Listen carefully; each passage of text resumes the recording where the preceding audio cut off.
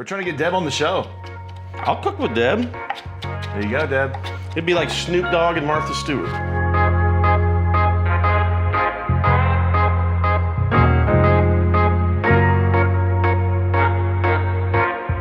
Hey everybody, I'm Jon Hayes. Welcome to my cooking show. I'm here with Chris. We're gonna do some chicken salad today. It is world famous in 3 counties. And I cannot wait to get it started. John, what are we gonna get started with in the ingredients? I like curried chicken salad. I think chicken salad traditionally is made with mayonnaise, made with heavy cream. Yeah. And that's a lot of fat, so you wanna cut that. I like a little spice, a little heat. A lot of people think curry is a spice. It is not. A curry is a blend. Oh. And there's tons, red curry, green curry, yellow curry. Okay. This is available at every Mega Mart that you want out there. I like the yellow. It tends to be a little less spicy than, say, the red. Okay. And it works well in this application. Cool. This is a Hellmann's family. Oh, we yeah. like Hellmann's. You could make your own aioli. I think that's dumb. Hellmann's makes a wonderful product. Thanks, Hellmann's. Where do you stand in the Hellmann's versus Duke's? There is no Duke's. I don't even know what that is. Hellmann's is it. It starts and stops. Okay. Alpha the Omega. Hellmann's, you're number 1 in my book. All right, we've got some grapes. I like grapes. Yeah. Grapes make it, the sweetness kind of cuts through that fat as well. Yeah. Quarter these. We're going to dice up our grapes, get these ready to go.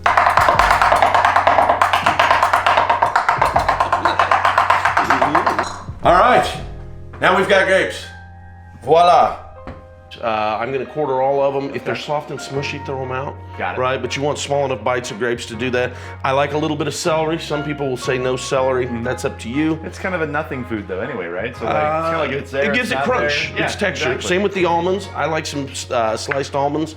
You can get slivers if you want. You can leave those out. You can put walnuts in. Ooh. Go crazy, man. Pick a nut. Good. But that texture gives you something Yes. good when you're eating that softness. Yeah. I like scallions. Chives will work as well. Seems like I can never find chives here, and I don't grow them, so scallions work real well. Just slice them thin. I like mine cut on a bias. Cool. Here's your secret ingredient. Raspberry blush vinegar. Again, Raspberry. salt, fat, acid, heat, right? Yeah. So with all the fat that we've got, we need something that'll brighten that up. That's the same thing with the parsley that I was just cutting a few minutes ago. Yeah. We're gonna add salt, we'll add pepper, but this vinegar is a very fruity, acidic flavor which cuts the fat, complements it, it makes it taste good when it hits your tongue. Chicken, the other thing that we've got, I use thighs. If you wanna use chicken breast, great, use chicken breast. Problem with the chicken breast, you get that half of a breast. It's real thick on one side, real thin on the other. You need to cut that down thin so that you've got even cooking on it. Gotcha. Chicken, I think we've got some shots of that, but I use curry and I use it generously on there. We're gonna grill that. I don't like it pan fried. I don't like anything else. I like grilled with the curry on it. Really tastes well. Nice. But I prefer thighs. Thighs taste like what chicken used to taste like. Any youngsters watching this? Chicken today from the grocery store doesn't taste like chicken used to taste. Croissants, flaky croissants. You can put it on bread, you can put it on a lobster roll. I like just taking bib lettuce and putting it in there and eating chicken salad roll-ups. Nice. Because I try to stay away from the carbs. Yeah, I get it, man. Unless they're liquid carbs. Yeah. Hey, what are you gonna do? But that's it, chicken salad. Cool, man. So, like, get into it a little bit with me as far as like the construction. About how much time are you gonna have invested in this? It looks like a pretty simple, quick dish. What do you think? About an hour, maybe less? Dicing the grapes took 10 minutes. Dicing some celery. I mean, I had 30 minutes prepping this. We're gonna have maybe 10, 20 cooking on the grill, and then mix everything together. It's better if you let it sit for a day. Everything's better if you let it sit for a little while. It marries, it gets in there, dances together. Yep. But yeah, really, you could whip this up in an hour. Cool. All right, cool. All right, so let's get started with the grill then. All right, let's hit the grill. From here. Always make sure you keep your grill clean, folks. Because the wise man once told me, you gotta take care of the things that take care of you. But this grill, it's the workhorse. It's the charbroil. Nice. The workhorse of the industry. Sure, you've got Traegers. You've got all that stuff. And Traeger, I would love to try one of your products. We can put them on here. But for now, it's the charbroil workhorse.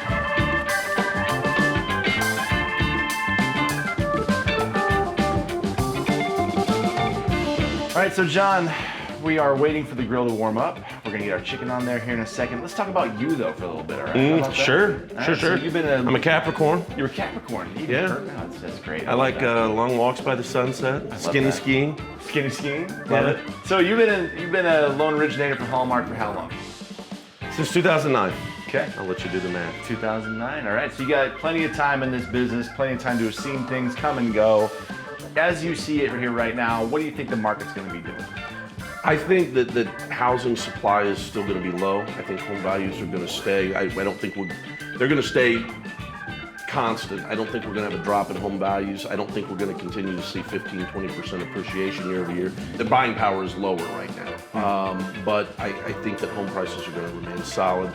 I think that the next 6 months are going to be the best time to buy a house out of any time over the next 2 years. So I think people that are on the fence should get out there and go. Yeah. I think rates will be a little higher by the end of this year. But still not, high from a standpoint of historic. No, they're going back to where they should be, right? Yeah. They've been artificially low, which was great. Yeah. But that's part of our problem with supply right now. People bought more house than they normally would because rates were at 2.5%, 3%. Right. Yeah. So rates are going up. They should be at 6, 7%, right? They should be in that range, and that's a normal range. If you take the last 8 years out with the housing bubble that in housing crash, the market crash from 08. I still think it's going to be a very good time to buy a house. I still think a house is the best investment that you can make. The other line my grandfather told me when I was a kid, he said, "Son, the only way the common man ever builds wealth is with real estate." Nice. And you build wealth by owning. I love that. All right, you ready to grill this? Let's do this. Get some grilling. This workhorse heats hot at the back, not side to side. It's hotter in the back than it is in the front. Okay. So everybody has their own grill. Everybody's grill's a little different.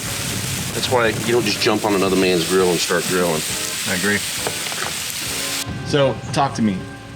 Home ownership. What does that mean for the people that you work with? When you see them getting their first home, like what is the most rewarding part of all that journey for you?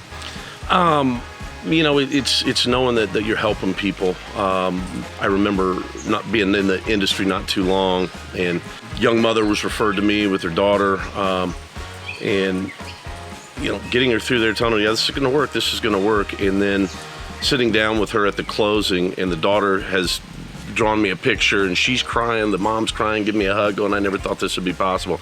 That's touching, that makes you feel good to know that you've helped somebody create a home, not just in an apartment. And I've lived in apartments, nothing wrong with renting, but to help somebody move along their financial path, to help them try to build wealth, that's a beautiful thing. All right, everybody, we're cutting up chicken. I like a nice, 1/4-inch dice on it. There you go. Quality assurance is important. What is your preferred knife? I've got several different styles. This is a Wusthof. The thing for me is the right knife for the right job. Yeah. Right? So I'm dicing up chicken. This one, I've got a knife. One I was using earlier. This is a German or Japanese model. Okay. But it's good for small dice, things like that. Kuma. Gotcha.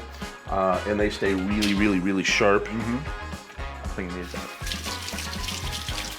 All right, chicken is chopped.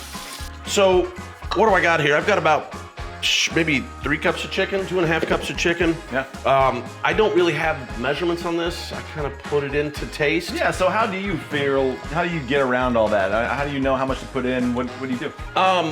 So I don't bake a lot because baking is a science. Right. And I'm not very scientific, but cooking's to taste. Mm-hmm. I can tell you the approximate measurements on this. I've got maybe, like I said, 3 cups of chicken there. I'm gonna put in probably cup and a half of grapes. I'm adding mayonnaise, maybe a 1/2 cup of mayonnaise. But if it looks, I'm gonna put it in small amounts and I'll put it until it looks right. I say get out there and have fun with it. Just try it out. You don't want your chicken salad runny, right? But you also want it to be creamy and nice, right? So just let flavor be your guide. What's your flavor be again? I like grapes personally because I think it really goes well with that curry. Yes. So we'll put that in. I like some scallions. So let's go. That's probably a 1/4 cup plus 1/8, I would guess. Okay. A little celery just for crunch. Yep. You don't have to put celery in if you don't want to again. 1/4 cup. That's about a 1/4 cup. Parsley. I like parsley, so we're adding about, I don't know, 4 or 5 tablespoons. What is it about parsley that you like so much? Because to me, it tastes like a tasteless herb. It does until you taste it. Taste pinch that. Put it in your mouth. It's got a little peppery flavor to it. It tastes like the outdoors. It gives it just a little herbaceousness. Herbaceousness. Uh-huh. We're gonna put that down below. A little vivacity. Vivacity. Into your food. Right, I got a palm full of almonds here. That's probably not enough, so let's do 2 of those. Okay. I think that would be good. We are then going to take me a big spoon out of there, would you? Got you, man. Right there. That one, that's my favorite one. Boom. Right there. We're gonna go 1,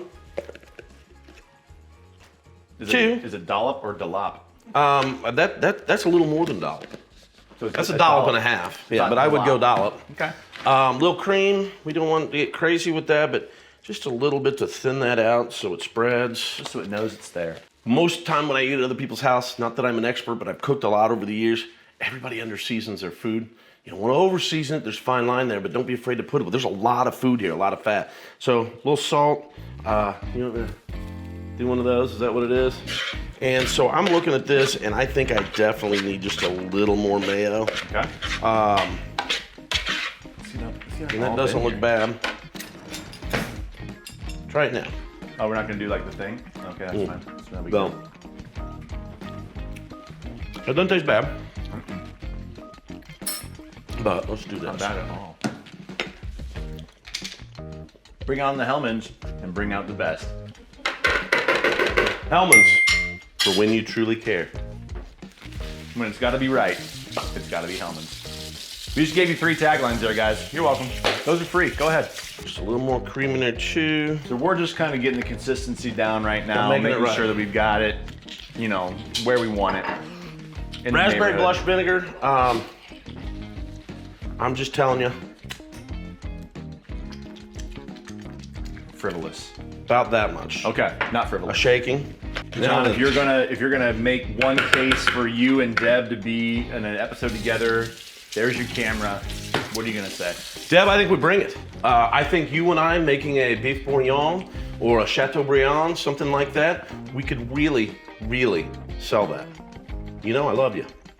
Now then, we're gonna class this up with some paper plates. Oh yeah. Here we go. I'm not doing dishes for a Hallmark video.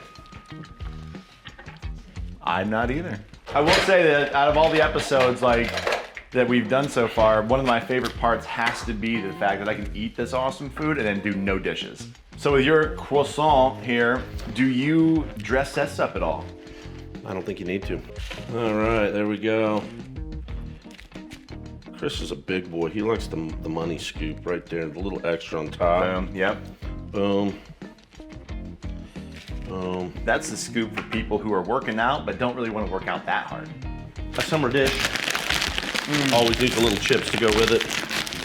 Here in Indiana, we eat Mike Sells, a local brand with great flavor and value. Since creating deliciousness since 1910, guys. What more do you need? All right, you ready to try bite? I am. All right, sir.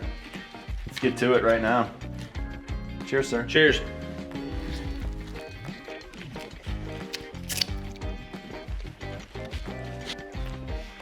You know what's good?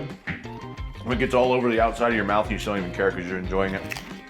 All right, folks, that's it. Very easy chicken salad recipe for you guys. Curry chicken. It is delicious. Try it out for yourself. Stay tuned for more Hallmark Eats. We're gonna have plenty more episodes coming up. John's gonna get in the kitchen with Deb. Deb, you're gonna do it. This is Chris, your co-host, saying go find the great things in your community. John, what do you got for him? Be kind. Be kind. Take care, guys.